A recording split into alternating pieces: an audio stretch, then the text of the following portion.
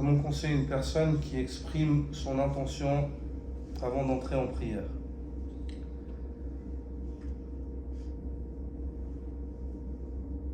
En lui expliquant que, en tant que musulman, il nous a été commandé de suivre le prophète sallallahu alayhi wa sallam et de prier comme il a prié. C'est lui qui nous a lui-même ordonné sallallahu alayhi wa sallam en disant Sallu kama ra'aytumuni usalli. Priez comme vous m'avez vu, priez. Et nous ne l'avons pas vu, mais il nous a été narré par ceux qui l'ont vu comment est-ce qu'il a prié. À nous de prendre aujourd'hui ce qui a été narré, les hadiths.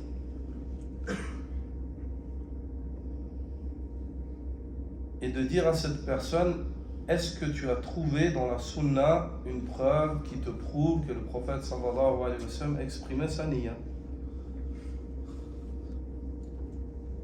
Elle te dira non, car elle ne trouvera jamais, car ça n'existe pas. Ou alors, si elle fait partie de ceux qui sont ancrés dans cette ambiguïté, elle te dira oui, j'ai dans la sunna le fait qu'il ait exprimé le rituel avant la umrah ou le hajj. Il te dira labbaik Allahumma bi hajj, le prophète sallallahu alayhi wa sallam a dit, ou bien labbaik Allahumma bi umrah. Ou Allah, je te réponds par un hajj ou par une umrah. À ce moment-là, tu lui dis ceci, ce n'est pas l'expression de l'intention, mais bayanun nusuk, l'expression du rituel, afin de distinguer est-ce que c'est un hajj ou une umrah. Pourquoi est-ce que, pour quel rituel tu te diriges vers Makkah? Et tu diras, et en dépit de cela, ici on le fait. Pourquoi? Parce que le prophète sallallahu alayhi wa sallam l'a fait à ce moment-là. Mais dans la salat, pourquoi est-ce que, vu que ça nous a été narré pour le hajj, où il a fait une fois le hajj, hein, dans sa vie, une fois, et quelques umrah, qu'en est-il d'une salat qui revenait 5 fois par jour durant toutes ces années de prophétie? Et ceci depuis la 10e année de la Hijra, l'imposition de la prière obligatoire, n'est-ce pas?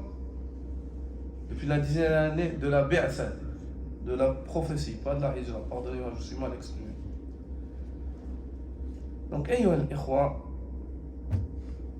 il dit une salat qui s'est répétée pendant 10 ans, plus de 10 ans, 5 fois par jour, au quotidien, et les sahaba, il n'y en a aucun qui l'a entendu faire ça. Alors que pour la umrah et le hajj, ils nous ont narré alors qu'elles sont moins de 10, au total, hajj et umrah moins de 10.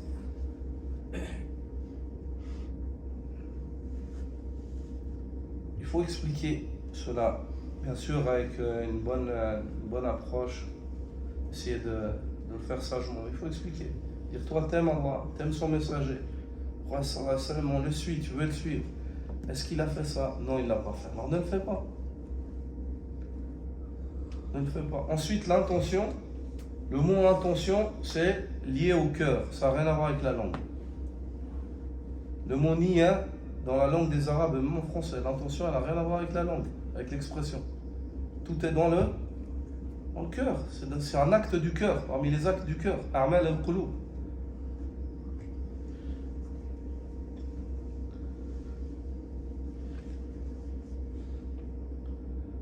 Ensuite, en dehors de cela, dire subhanallah, à qui est-ce que tu expliques? Quand tu exprimes, vu qu'il n'y a pas de preuve, maintenant, essayons de traiter la question logique là-dedans. Il n'y a pas de preuve. Au niveau linguistique, ça ne tient pas.